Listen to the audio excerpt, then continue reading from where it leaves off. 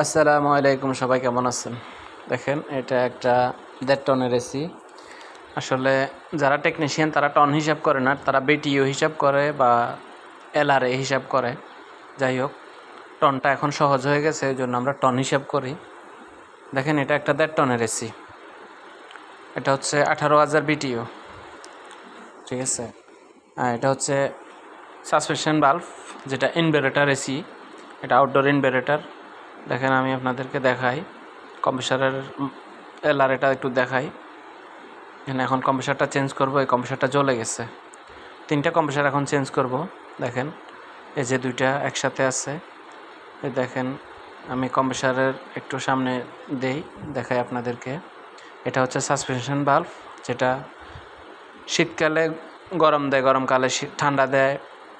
এই যে এটা এটা আমাদের দেশে ইনভার্টার বলা হয় আর কি। যাই হোক, ইনভার্টার এসি 2 রকমের আছে।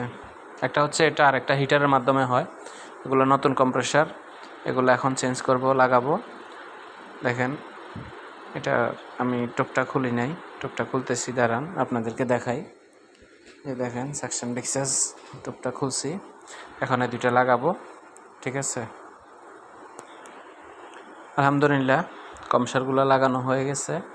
দেখেন, এটা হচ্ছে 1.5 টন, 18,000 বিটিইউ। আর এটা হচ্ছে 1.5 টন, এটাও 18,000 বিটিইউ। দেখেন, কম্প্রেসার দুটোটা লাগানো শেষ। আরেকটা দেখাই। আরেকটা হচ্ছে এটা 2 টন, এটা 24,000 বিটিইউ।